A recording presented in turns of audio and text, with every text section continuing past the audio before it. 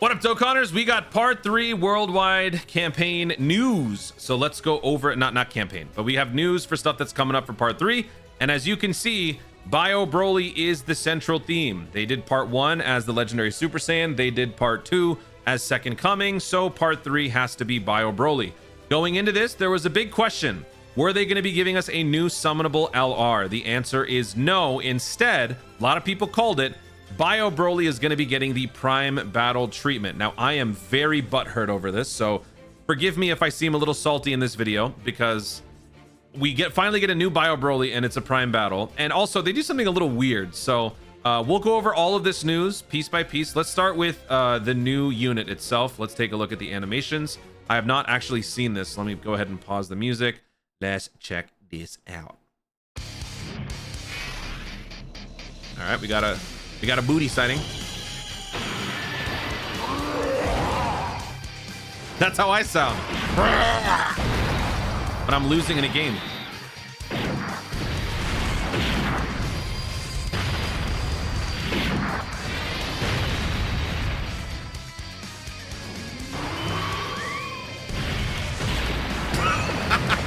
That looks very funny.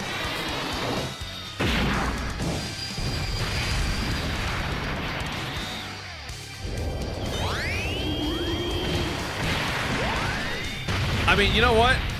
Looks better than the free-to-play TURs, so pretty. Oh! Oh, that's pretty cool. Okay, let's not pause it on the booty. Hang on. That was pretty cool. All right, so there you go. That is the animation set for the Prime Battle BROLY, who, by the way, will be getting an EZA. Now, here's my one issue. One of maybe a few. Well, first of all, I'm salty that it's not a summonable, because I wanted BROLY's return to Dokkan to be a little bit more respected than a Prime Battle. But more importantly, this whole celebration, they've been giving us good free-to-play units and that don't get EZAs. So why are they doing it that the Prime Battle unit has to get an EZA when it just showed up? Can we not have like Prime Battle units that are just good without an EZA? Is that just not something we can do? So that's a little weird. That just means that this guy is going to be aging a lot quicker than the previous 2 free-to-plays that we got this celebration. So anyway, let's just take a look here. Uncontrollable power category, key +4, 150% for the category. And then for the super attacker, let me see. Super attack greatly raises attack for 1 turn, causes colossal damage to the enemy, and lowers attack.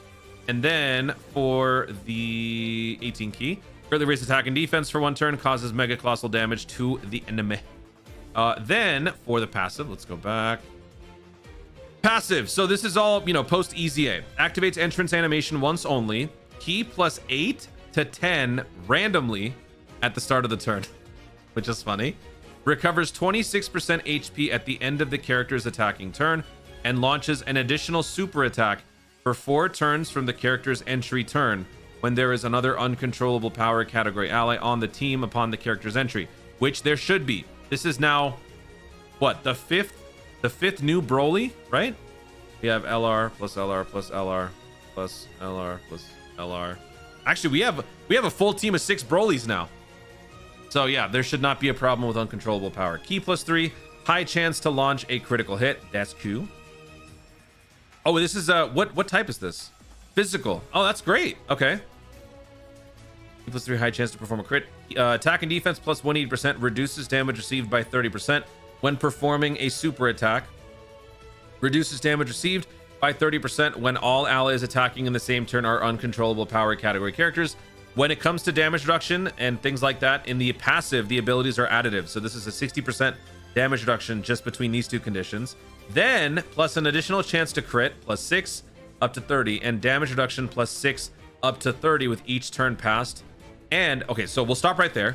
So at a certain point, you could have 90% damage reduction on this unit, with also with an 80% chance to launch a crit. So that's not bad for a free-to-play, right? Starting from the 7th turn from the character's entry turn, though, damage reduction rate will drop by 6%, with each turn passed down to 60% total. So you'll lose you'll basically lose the passive that you got right here. You'll still keep the critical, and you'll still have everything else, the 60% damage reduction that you got here, but you will lose this. So, I mean, it's kind of accurate to BROLY because BROLY becomes more and more unstable, I suppose, sure, you know, throughout the length of the movie. So I guess that makes sense. By the time you get to the 7th turn, hopefully you're pretty much set. Maybe you've got that revive in place with the int Broly, but there you go. That's the passive. And then there's an active skill. Can be activated when all allies attacking the same turn are uncontrollable power, starting from the 6th turn from the character's entry turn. That's a bit of a bummer. But from the character's entry turn, 6th turn, you would massively raise attack temporarily, cause ultimate damage, and guard all attacks and direct enemies' attacks towards the character for 1 turn. So all in all, this is not a bad set of abilities for a free-to-play unit. It is a Prime Battle EZA. So yeah, I'm curious to see what the base build is going to look like for this unit pre-ZA. But let me know in the comments what you guys think about this unit on a scale of 1 to 10. Definitely a good thing that it's not a summonable character strictly from the sense that nobody has stones. So that's a good thing. I'm just butthurt that BROLY comes back as a free-to-play. I wanted a summonable unit and I wanted them to be glorious. So now let's move on to some other big news. We have physical Goten and Trunks EZA. So this is, everyone was expecting this. This is the big Dokkan Festival unit from the BROLY movie. So naturally, an EZA was inbound. This was the only EZA that they have announced so far, summonable wise. There is a free-to-play BROLY that's also going to be receiving EZA, but this is all that we've got. So I'm going to be going over these translations courtesy of Sun. If there's any issues, check the pinned comment down below, and I will update it down there. Gifted Warriors, Kamehameha, Ki +3, 170%. Greatly raises attack and defense for 1 turn, causes immense damage to the enemy. You know what I should do, though? Let me pull up the original build. What does the original one do? The teams, categories, hybrid Saiyans. Oh my god. Oh my god. Hang on a second. All right, found it. So here is the physical Trunks Goten, and then here's the EZA. So let's compare. So 170% for Gifted Warriors Kamehameha. Greatly raised attack and defense for 1 turn, causes immense damage to the enemy. So that was originally just an attack booster, so that's good. I remember this unit was all about dodging, so let's see if they make the unit even dodgier. Unit super attack can be activated when there's an ally whose name includes Trunks or Goten, or when Krillin is on the team. Greatly raise attack and defense for 1 turn, cause immense damage, and raise allies attack and defense by 30% for 2 turns. This is especially great considering this is supposed to be like a main rotation slot 1 kind of unit if you're dodging well. What was the Link super attack here? It was a 1 turn support, so that's good. Okay. And then for the passive, Ki +3, attack and defense plus 100%. So that is definitely an improvement from this. Additional attack and defense plus 150 when performing a super attack. Look at all that. Ugh. Okay. Oh, here it is. It's still here. Great chance of attack and defense plus 100%. Great chance of an additional attack and defense plus 100%. High chance of launching an additional I'm going to read it the way that it's written. High chance of launches an additional super attack. Okay. That's new. We never had that before, so that's cool. Then we have high chance of performing a critical hit. Medium chance to dodge. We did not have that. Yeah, that's good. We needed a starting point because otherwise you were forced to build the character full dodge, and even then it wasn't guaranteed. So having medium chance is definitely going to help. Plus an additional attack and defense plus 20% up to 100%, and chance of dodging plus 10 up to 50 with each attack received or evaded. Oh, that's good. That's great. So that means with each attack received, I'm trying to remember the wording, because like you can have after receiving an attack and when receiving an attack. So if an ability procs when receiving an attack, the attack doesn't necessarily have to hit for the ability to kick in. So is that, I think this covers all of that. So this is just good. It's going to make the unit a lot dodgier much more quickly. Chance to perform a critical hit, damage reduction plus 30% when all allies attacking in the same turn are Kamehameha. Ooh, that's not bad. That is not bad. And then, by the way, the active skill for the unit, you are guaranteed to dodge for 1 turn. Where is that? This can be activated when there's a Trunks or Goten attacking in the same turn, starting from turn 3. T+6 and dodges all attacks for 1 turn. So if you've got the right setup, you just run this ability, and then you'll get everything in your passive right away, which is awesome. So let me know in the comments what you guys think about this EZA on a scale of 1 to 10. And again, I will clarify in the pinned comments if need be. Going over other news here. So like I said, Prime Battle is coming soon. So this is going to be a Prime Battle Immortal Bio Warrior. Only characters recruited from events and quests can participate. Plus, you can include Ginyu Force. Huh? You can include Ginyu Force, Ginyu Goku, and Grand Opening Team Bardock on the team when participating. Okay, sure. New SSR, Dissolution of Body and Mind, who can be awakened into an LR, can be recruited and can be Extreme Z awakened. In this event, you can increase the chance of obtaining bonus rewards by including Hybrid Saiyans. There you go. Missions that allow you to get awakening medals will also be available. So because they're doing the EZA route, they're basically speed running the whole trajectory of a Prime Battle. You get the Prime Battle, the drop rate is abysmal.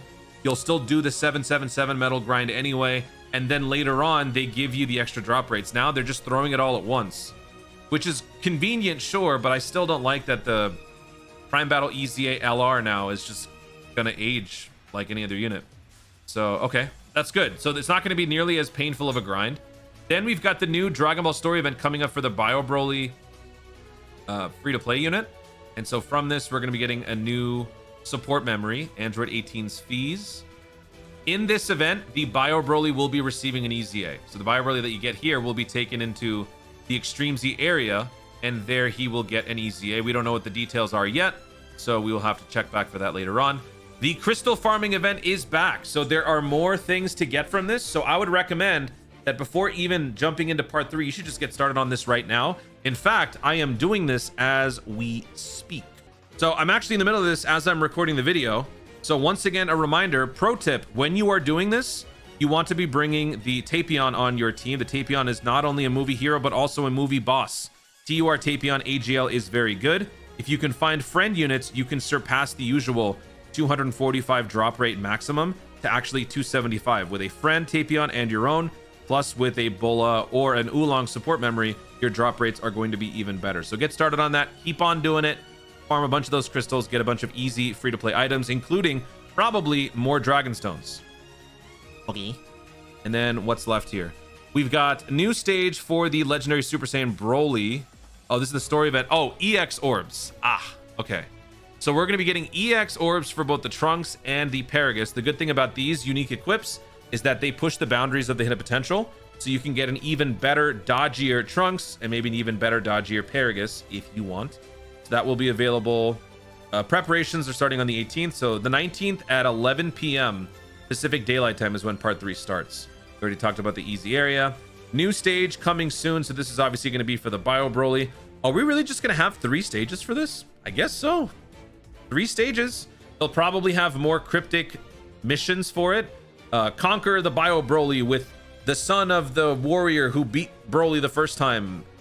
Conquer the BROLY with the son of the proud warrior, the angry win with the angry lady who used to be an android or something. I don't know. They'll come up with little cryptic messages for all the main characters of BROLY. So there you go. That's it. That's all the news that we've got right now. If there's anything else that I missed, check the pinned comment down below and we will take care of all that. Expected to download tomorrow, right? Yeah, should be tomorrow night. That's it, guys. Thank you so much for watching. If you enjoyed the video, be sure to like down below. Let me know in the comments your thoughts on the part 3 info that we've got so far. Noticeably absent, a lot of EZAs. I wanted there to be a ton of EZAs, and I'm not seeing it. Hopefully we get more, but let me know what you guys think about this so far. Does this seem like exactly what you were expecting? Were you hoping for more, less? Let me know in the comments down below. Also, be sure to subscribe for more Dokkan content in the future and click the notification bell so that you literally know when I see more of my stuff. Do it. Thanks again. Stay tuned and argue to Dokkan responsibly.